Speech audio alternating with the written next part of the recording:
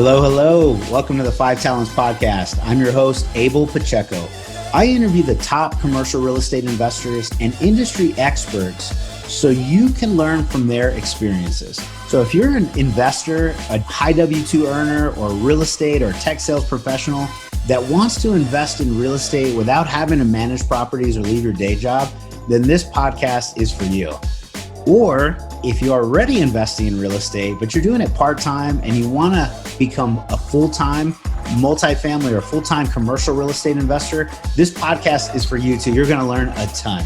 You will learn from real-life multifamily investors and other professionals in the industry. They're going to share their blueprints for success, and I'm super excited that you're here. So I hope you enjoy the show.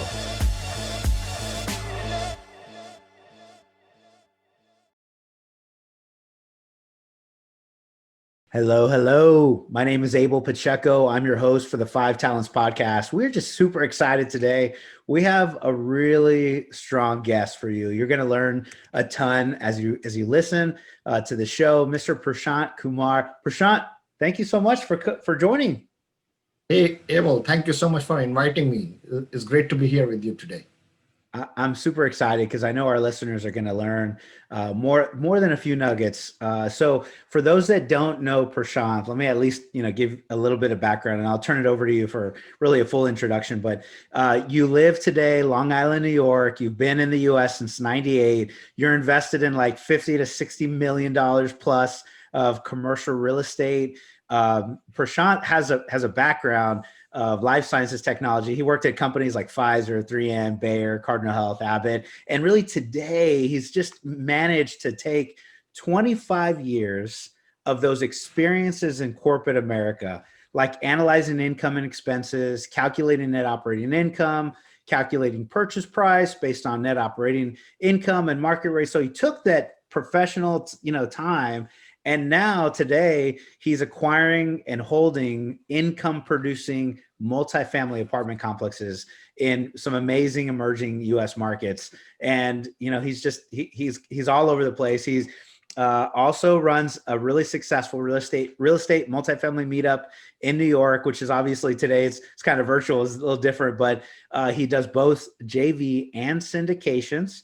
So we'll probably talk a little bit about both. And really, he's invested in that 50 to 60 million we mentioned, just kind of ballpark, over 1,200 doors of multifamily commercial real estate. And the other part of this is like, as syndication, I think you've heard enough maybe on the show, we're pulling resources together to go buy something bigger than we would have been able to buy on our own. And Mr. Prashant is also an owner in about 84, a little under 100 units just himself, to have that many under your belt as you're the primary owner is just amazing. So Prashant, thank you very much for joining. Let me turn it over to you. Tell us a little bit about yourself and what you're doing today, and it'd be a great point to jump in.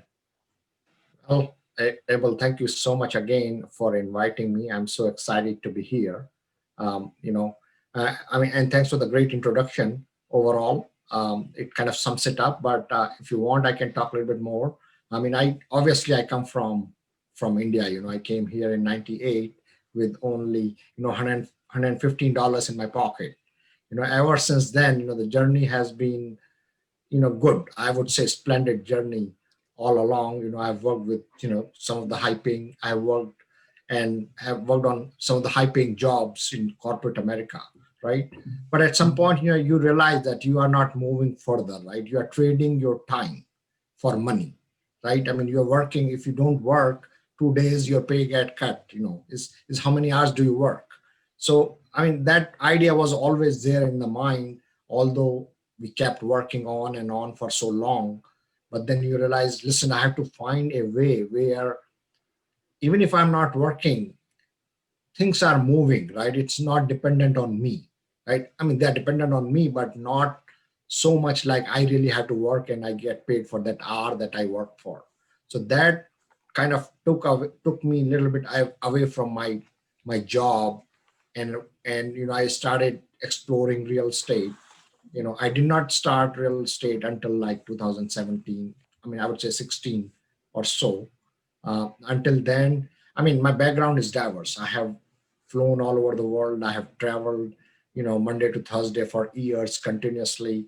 I love planes, I love, different places. So you name it, I've been there, in US and outside US. But what was I working for? That was my thing, what's next? So that kind of took me into entrepreneur mode, right? I said, let me look at what can I do. So I started looking at real estate, and one of my, cousins, he brought me into real estate. He said, Prashant, you have to buy one home. And he just forced me to buy one. And I just bought one, and it was so passive for me, even though I was managing that. It was so passive for me that I have not talked to that tenant for last 3.5 years. I said, man, this is super. But Yeah. the guy keep on sending the check, every month. I mean, it always doesn't happen that way, but that kind of hooked me up. I bought a couple of single family homes, but within first 6 months, I realized that's not for me because it just takes so much time. To buy a simple, small, 100 to $200,000 home, you have to go to the bank, and they ask for each and every. They do their they do your income check, debt coverage ratio, and basically. So I said, no, it is not worth. I mean, I can cut the check and buy that home, but I realized not worth. I have to get into commercial. So multifamily was the obvious choice at that point. And then I never looked back. 3, 4 years ago, I started into multifamily. I still hold those single families, but trust me, I spend more time managing those single families than my vast portfolio of multifamily. But I like multifamily. I like recession resistant asset classes. Goal is to continue to work in multifamily, continue to provide returns to our investors, and a little bit later, I started in about last year, I started investing into assisted living asset class also. So we have few assisted living homes where we provide care to our seniors. So it's not about earning money; it's about giving back to the society. You are trying to help your investors. I have a bunch of being in technology world. I know my network is so huge. If I bring a deal, it gets closed like that because I just know so many people who make that kind of money. So people are willing to, I mean, and they don't know, those folks don't know where to invest because they are so gung-ho in their doing the coding and technology and things like that. They have money, but they don't know what to do with that money. So we are trying to bring the opportunity to my friends, to my family members. Of course, I mean, not so much in the family, try not to do the business with the family. But yes, I mean, the network is large, and I'm trying to do, of course, while helping them, I make money also. Yep. So that's my story, multifamily, single family to multifamily to assisted living. Now, primarily into multifamily, and goal is to continue to buy some assets per year for myself also, but at the same time do the syndication. And that's the direction, we are going okay so far. This year has been a little bit rough for obvious reasons. But yeah, that's my background. All right, Prashant, thank you so much for sharing. Right, there's a lot of stuff to unpack in that, and I appreciate the mindset that you take, which is we're trying to help educate other people, other investors, and a lot of people don't even know. I had a tech background. You were in life sciences technology, in that space, in that area, or all of your network. Probably some pretty well-to-do, good W-2 income earners, and unfortunately we're kind of doing what you mentioned, all trading time for money. And if part of your goal was to create a different lifestyle where you're not tied down to your desk and your job every single day, unless you're investing it for some kind of return, unless you're investing in somewhere where your money makes money while you're sleeping, then you always have to trade time for money.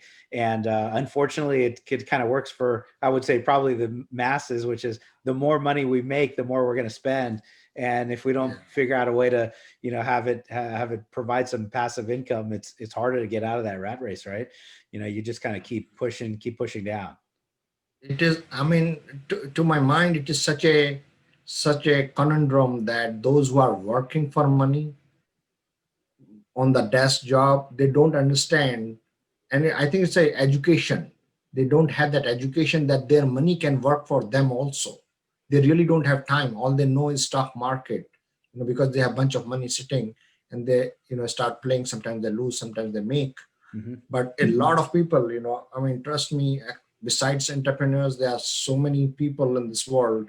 You name it, doctors, tech guys, lawyers. All these people have so much, fun sitting and doing nothing. So I mean, we are not trying to get their money. We are just educating them to see if they want to make decent passive returns on their investments. Yeah. That's our goal. Yeah. So Do you let me ask you a question too. Are you a first generation real estate investor within your family, or did your dad invest in real estate before you, or your grandpa, or are you first gen or second gen? This is always curious. I am I mean, I would say I'm the true first gen. I'm the true first gen. I If I had little bit of background in real estate, I probably would have started investing in 2003. I mean 2002 time frame, right? Yeah. That's when the market was so low. It took me 7 years to buy my first single family home. I mean, my personal home. I could have bought something. I still remember. I was driving by a place. It was like $70,000 condo.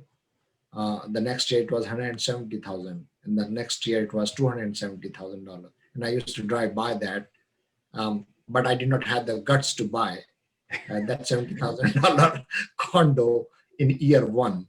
I mean, if I had that kind of background, like being a second gen, Hmm. I would have my dad would have told me, listen, you are married now, go buy a property for yourself and live in that rather than paying rent to your landlord, Hmm. right? So I'm too first gen, there's no doubt about it. Got it. Yeah, that's always interesting to me. How people grew up and kind of saw their way in. So you said a family member. Was it a cousin, or who did you say was kind of the Yeah, pushing? yeah. I have a cousin, who in last last recession, 2009 2012 time frame, he bought a bunch of homes in California, obviously at a very cheap rate. Yeah. And at that time, I was busy minting W-2 job.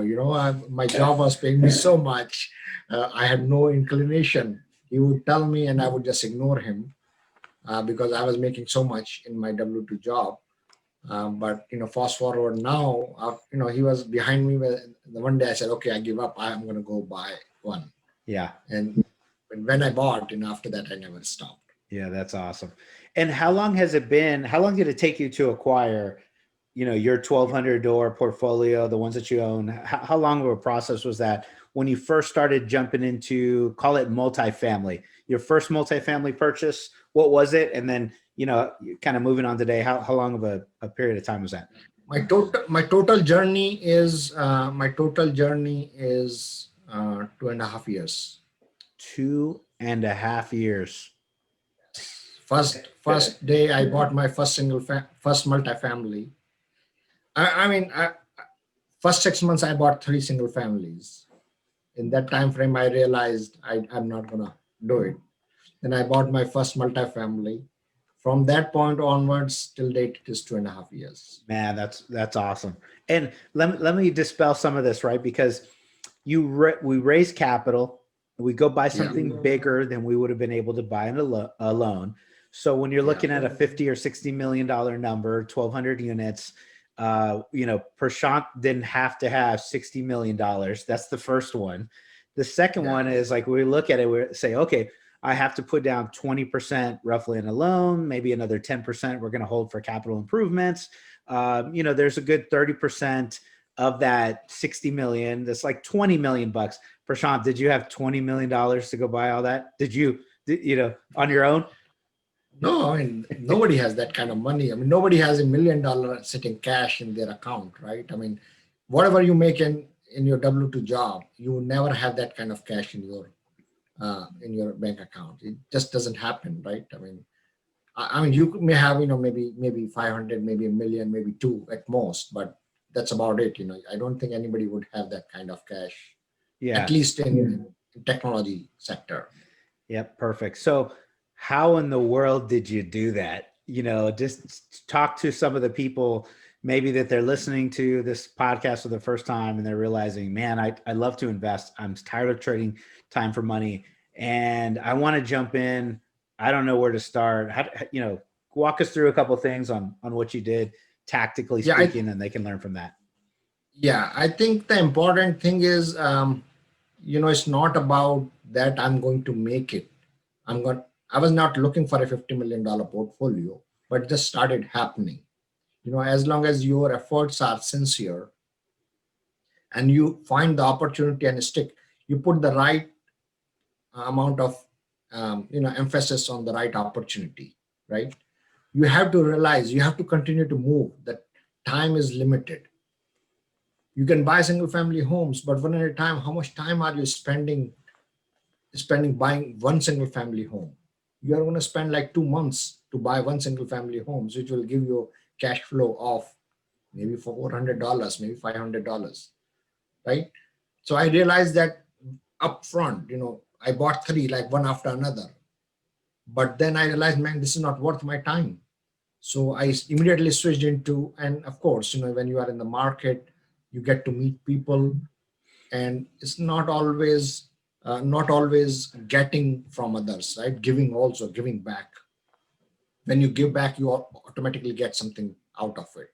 So I think, more on the spiritual side, that's how I look at things, that when I give, I automatically get it back.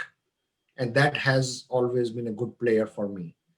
There was a project in Texas, where they needed some help. My group needed some help. I said, listen, I'm going to help. And I worked on that project day and night without knowing what I'm going to get out of it, without knowing what I was going to get out of it. And that project helped me to take off, because even though that project did not work out even after 6 months worth of work, but I knew the whole syndication business like in and out, because I knew how to talk to the lenders, I knew how to talk to the brokers, finance brokers, insurance, third party report, you name it, and how to talk to the investors, because I had a bunch of investors also in that deal. So, and my goal was not forget about what I was going to make. My goal was to make it work day and night, make it work. But even though that project did not work out, I immediately found another project and I put my effort in that, and that kicked off well. And 6 months later, another project kicked off. So that kind of improve. Multifamily. You don't have to do 10 deals to get to, or you don't have to do 1,200 deals to get to 1,200 units, right? Two or three deals are enough. So my 1,200 units are really 3 or 4 deals, 400, 400, 200. And I did that in about, I would say, 18-month, 20-month time frame. This year, for obvious reasons, is not so good. We are sitting and doing nothing. Oh, But COVID. Oh, COVID 2020. We were recording this October. I think we're in October. Yeah, October 15th. Anyways, yeah, it's one of those fun years. I'm sure you put in a lot of time, a lot of effort, a lot of energy, and just hasn't produced, quite the results that we were all expecting. But, within that short period of time, if I could drive a couple emphasis points home, you said to emphasis on the right opportunity, your time, your energy, your focus, not about how much I'm going to make from this deal, but rather, how do I make this work? There's a team, there's a group that needed some assistance. You dove in, you kind of went head first, and although the deal didn't work out on that particular one, it definitely worked out for you. It worked out because you got learning, you got your education, you got your cycles, you went through it, you got your hands dirty, and you like set yourself for the next one, which was, this classic classic opportunity to learn from every single cycle that you do. That's awesome, man. That's awesome. Yeah, 100%. And I would attribute it to, to my, spiritual point, which I just said. Mm-hmm. 100% is when I'm there to give, I always get it back. Yeah. Not that it's my intention, but I always get it back, and probably I get back more than what I deserve.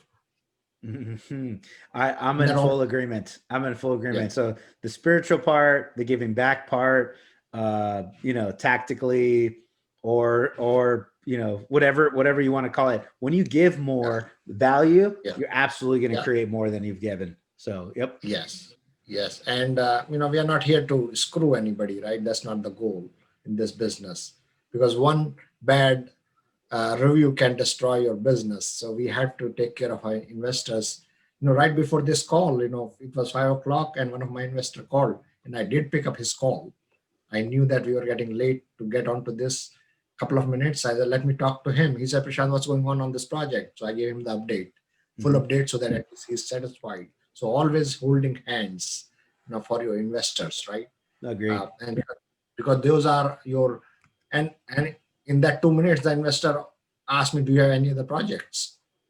Listen, so I mean, he has opened up the door for me right there. So the moment you are holding hands, you are always have repeat investors.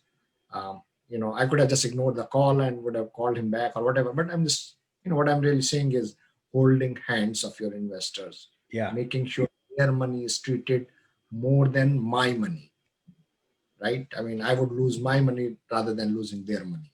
So that's the mindset that we have in this world, and that's how it is growing. I mean, the business is growing. Yeah, I agree. Be a good financial steward, and then do as the best possible outcome, treating their money higher valued than your money, and I think that that's going to bring a lot of fruit to you. Hello, hello. You're listening to the Five Talents Podcast. I'm your host, Abel Pacheco.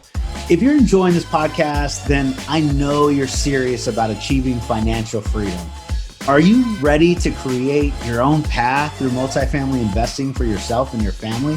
Then I know you're going to appreciate our Investor's Guide to Multifamily Investing. It's titled Tackling Commercial Real Estate the Easy Way. We use this guide to invest ourselves in $93 million worth of real estate. So we're going to show you the basic mechanics of multifamily syndications and how to evaluate your next passive investment opportunity. So the best part, if you subscribe to our podcast now, leave us a review and a rating. I'm going to give you a free copy of our ebook. So please take a moment to do that now. Once you've done that, go to 5tcre.com/ebook, 5tcre.com/ebook. Make sure to let us know you left a review, and we're going to send you a free copy. So thank you so much for subscribing to the Five Talents Podcast. We really appreciate it.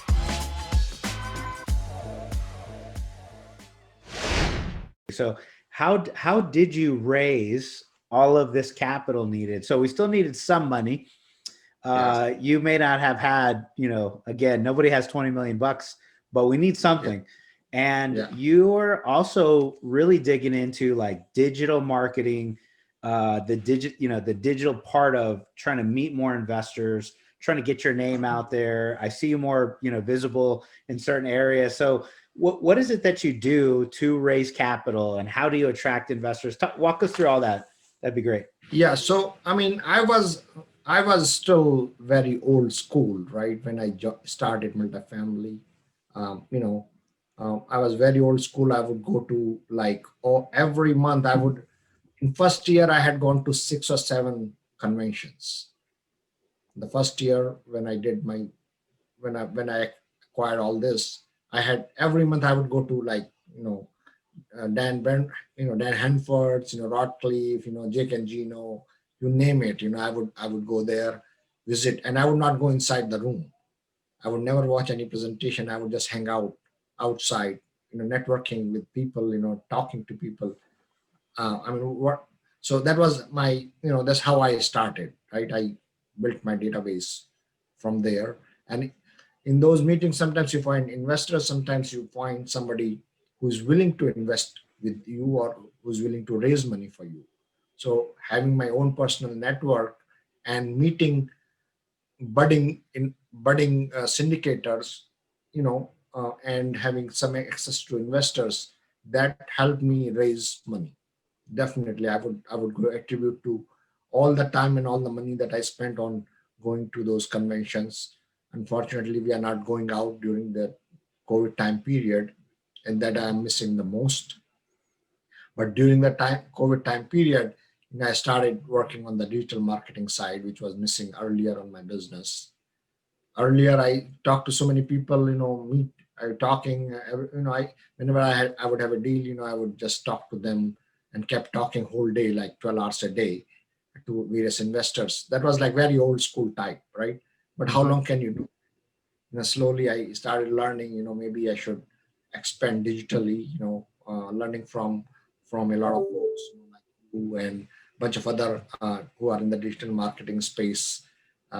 Yeah, nowadays, obviously, you see them all over. So I learned a lot. I mean, I attended a digital marketing workshop. Then I hired a team in India. Obviously, don't want to spend too much money too. So that team is working out with me. I give them the directions. They write my blogs. They take care of my social media. I do spend time. I do spend time responding things here and there, but all the work is being done by VAs. I'm not doing much. I mean, if I do that, I would not be able to do the business part. But I mean, all in all, how to create funnel psychology. Created a funnel, different website. My Realty Gain is just a funnel for raising capital from investors. And Multifamily Realty Gains is my website, which kind of is my bio, so to say. Um, so so it's all working out eventually, but I did spend a lot of time learning about digital marketing, how to reach out, how to be a thought leader, right? I mean, we are getting into that. So segue now, how to be a thought leader. Hmm. We Hmm. start, somebody told me you start meetups. So I started meetups. And I said, okay, I'm going to do it, without knowing what it was. I really did not know what meetup was 2.5 years. And now you have your New York meetup. Was That's funny. We have similar journeys. I started a meetup first here in San Antonio, Texas, and before COVID, it was obviously not virtual. We used to shake hands, hang out in person, but now virtual. Like I'm sure yours is as well. Yeah. So same thing, I mean, I would like to. I mean, I would probably invite you in my podcast also to listen to your experiences. But to your point, yes, I spent a bunch of time on digital marketing, and uh, my team is working good for me. They are helping me out a lot, and I'm there talking to a lot of investors. I mean, I have my funnel, which kind of goes out. We publish content, and then they come into the funnel. They go through the free course, free email course, and then they get a login to where they have some free courses, videos, and stuff like that. And after that, they schedule call with me. So then I talk to them and kind of bring them up to the speed. And whenever we have a deal, we publish the deal to those investors. Some invest, some don't, but it's a learning process, right? I mean, it's not 100%. I would not say it is 100%, but this is the path. This is the path forward. Yeah, that's awesome. Well, Yeah. congratulations and kudos because you've already raised a ton of capital, even on your existing deals today. And Yeah. now, as push through the digital side, you're going to reach a much larger audience, obviously, than you would have been able to do physically. And I did something similar. Went to all the events, couple of years, went to a bunch of different cities, 12 or 13 of those events, and probably ran into you. I just didn't realize, back then. And Yeah. anyways, all the same events, I think. Yeah.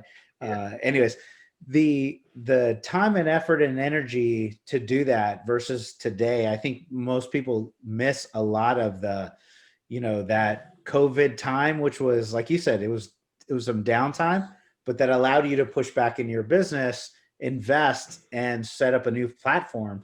So that talk to us about multiple different platforms to reach new investors and kind of raise capital. Yeah. So raising capital, I think, is is it's not a science. I mean, it's not like you're going to just do these steps, right? I mean, you are like, you go out with an intention that you are going to raise capital. Maybe you won't be able to raise capital at all, right? So you go out with a mindset that you are going to share the knowledge as much as you can, and then see the results. you will reap the benefit out of it, right? Your goal is to educate. I mean, if you focus on educating others, just forget about whether you're going to raise or not. If you focus on educating others, I'm pretty sure you will get some return out of it. Any platform that you create, the focus is to educate what you can give to them. Hmm. And while giving, as I said, you will get it back. So I mean, obviously we have simple platforms. You have Meetup. You have Facebook. You have LinkedIn. You have YouTube. So these are, and Instagram maybe. I don't use Instagram that much, but I use LinkedIn. I recently started using LinkedIn. I'm connecting with a lot of people, in the industry, outside the industry, passive investors, different kind of people, brokers, wealth managers, fund managers, you name it. Similarly, I'm not too much on Facebook, but I do have, a bunch of friends, on Facebook. So my VA kind of publish whatever content we create. you know I have marketing team who creates the content, and the VA publishes the content on the That's so site. So awesome. Yeah. I don't. I'm just being very honest in what I do. Yeah, no, I no, don't. this is really awesome. Sorry to cut you off, but I do want to say at this, I'm smiling ear to ear because I would guess before COVID, you probably were not very social. I don't mean social, I mean social like networking, social Yeah. platforms. And now you're talking about Facebook, LinkedIn, Insta. Is that correct? Is my assumption right? That is actually 100% correct. I did not even have my LinkedIn account ready before March. Now I Oh, have like 1,500 contacts on LinkedIn. Facebook, yeah, I still had it, but I never went to LinkedIn. I was like, yeah. that's something I did not touch. But in last couple of months, I have looked at LinkedIn, Yeah. and Facebook. But to me, spending time is a key, right? I mean, how much time can I spend on Yeah, that? let me give a couple of extra points here because whether you're raising capital or you stumbled upon this podcast and you're trying to do better at your W-2 job or trying to reach more people from a marketing effort or you're a life sciences technology professional and you're trying to get your brand out there among whatever space you're in. So I have a coach, his name's Marcus Ogden. I meet with him once a week and Mhm. he's a former NFL player, and turned commercial real estate, and kind of now is a professional coach and coaches like high level executives for Fortune 500 companies. Anyways, I learned a ton from him. One of the things that he told me that's just stuck out was and he's mentioned the brand, so I don't mind talking about them. Red Gold Tomatoes, and that Mhm. they can tomatoes, and they Mhm. reached out to him to try to get their sales reps more social more social networking out there to really start figuring out how to adapt or pivot this year because of Yeah. COVID. And it was just a huge lesson to me because if a canned tomato company is trying to figure Yeah. out how to do this, then surely a much more complex topic like how to invest for financial freedom, turning your W-2 income into passive income, and syndicating multifamily apartment complexes, like we definitely got to get out there, right? So if you are listening to this and you're a general partner trying to figure out how to raise capital and you think that, look, there's too many podcasts. I don't know if I should do this, or I don't know if anybody's going to want to hear what I'm having to say, or I don't know if what do my friends say if my Facebook posts are becoming real estate focused, that all of those things are just going to hold you back. If you are a Yeah. passive investor, Prashant, give the passive investors that are listening right now, somebody that's trying to learn, they're seeking education, what nuggets can you give them for how to get as much of this education as possible so that they can hopefully in a couple of years be in your shoes with 1,200 doors and 50, $60 million worth of portfolio? What should they be doing right now? See, one thing is, I would say, I mean, an example I always give, right, is I can read about swimming for years. I can have hundred of books. I can read all of them, but I will not know an iota about swimming unless I jump into the swimming pool. Does it make sense? I would 100%. not know. I would not know anything about swimming. I jump into unless I jump into the pool. That's the fundamental of this business. I can talk about it. I can learn from. Yes, you need the coaches to know what it goes bad. Somebody to hold your hand, but we have to jump into it. That's how I learned. I never. I mean, I did not pay. I did not have any coach. So to say I had mentors. My friends and things like that, whom I followed because they were doing great. So always the best thing I could do was I was able to help on that project, which I mentioned. I worked for free. I helped somebody for free. I invested in that. I wanted to invest in that project. That was passive investment, but I wanted to learn also. If you want to become a syndicator, you have to associate yourself with somebody who is already doing it, and just offer your help, offer your time help, because time is the most important thing in this business, right? Syndicators need a lot of help, raising money, for putting together things, getting the PPM signed, takes enormous amount of time. So if you can help somebody,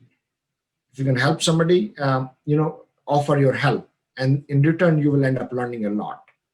And the best thing is to invest with somebody, invest with them. If you have money, invest in that project. If you believe in the project, if you like the project, you invest in it, and you work on the project, maybe free, and it may not be free. Maybe say, the operator will say, you are working on it, let me bring you the general partner or something. So so that's the best. I mean, that's the one nugget which I always follow. When I work on it, I'm going to get it out of it. And that's how I did it, and I was able to do it. I'm still willing to help. I mean, never say no. I mean, Yeah. there's no ego here. I mean, and to your point, the moment I start thinking about what others are going to think about my Facebook post, I don't care about others. I mean, I don't care about what my family is going to think What about. they They know. think. Yeah, you care Yeah, deeply about people. You can see it's sincere and you wanting to give back. But yeah, yeah, disassociating yourself. What are they going to think about me? Well, no big deal. Well, I don't know what they think. Who cares now? Move forward. yeah, yeah. I mean, it doesn't matter. I mean, they know that I'm in this business, and I'm educating. I mean, I'm not asking for anybody's money. Yeah. I'm not advertising my deals on the Facebook. So, I mean, somebody has to think. I mean, they think they will say some few words, and after they will stop. But by doing so, I'm creating an impact in the environment for other people. There are 10 different people who need that education. So I'm worried about them rather than those who want to pull me down. And Yeah. so, keep moving, positive, be positive, keep moving. Yeah, what a great lesson. What a great conversation we've had today, Prashant. I really appreciate it. So if somebody's trying to get in your world, they're trying to, maybe learn, your education. It sounds like you've got a nice little system going on there. Where should they reach out, and how does somebody learn a little bit more about you and your investments and what you do? Yeah, I mean, the name of my company is My Realty Gains. It's on the, somewhere on the logo somewhere. You see that My Realty Gains. So myrealtygains.com. You just go to that website, and if you're like really, really new person, you go to myrealtygains.com, and you sign up for my 7-day email course. You will get 7 or 8 emails, and it's all free. And these are videos that will come to you in the email. And after 7 days, you would have an option to become a member, which is again free. You will get the memberships, and there also you have some deeper education, which is free again. It's all free passive investment education, in the form of email as well as in the form of a course on myrealtygains.com/7-day email course. That gives you the everything what you need. And then if you want to talk to me, just there is a button there somewhere on the website to schedule a call with me. Schedule a call with me. I would love to talk to you, um, and share whatever I can share with you. There's no obligation at all. I mean, I'm not here to grab anybody. Just talk, feel free to talk to me anytime. Basically, just schedule a call with me, and I would love to spend time with you, to educate you, to understand what your goals are and how you can get there, whether you invest with me or with somebody else. I have a bunch of syndicators whom I know, and a lot of deals come around. Maybe I would suggest where you should invest, based on your priority, and the timing. Very good. Now, so awesome. Thank you very much, Prashant. I really appreciate the time. Is there anything you wanted to talk about today? Anything you wanted to bring exposure to? Anything in general that I didn't get to ask you or didn't come across? Any last parting words or wisdom? Anything in general? See, as I said in between, I'm a little bit into meditation and spirituality, and I would end this. The parting words are two parting words, which I've been kind of talking. When you give, you always get back. That's number one. And number two, the real mantra of my success is never say no. You know, always look into it and follow through before you really say no. Take your time to decide, because when you say no, you are closing a lot of doors. When you say yes, you don't know. When you say no, you don't know what you are saying no to, right? That's how my first couple of deals came. They came to me and somebody said, no, we are not going to do it. I said, yes, we are going to do it. Let's see. And that kind of took off. Had I said no, I would not have that kind of portfolio for myself. And when and say no when you know that it is not right for you. Like, take your time and try to help others. You'll get it back. That's my point. That's how I live my life. That's what I can share. In doing so, you always get it back. All right. There's a pattern there. If you didn't hear it more than a few times, and Prashant has carved out an amazing opportunity for himself by giving first, without expectation of receiving. And just bless you. God bless you, my friend. And I wish you a lot of success in your business and everything that you do. And look forward to staying in touch.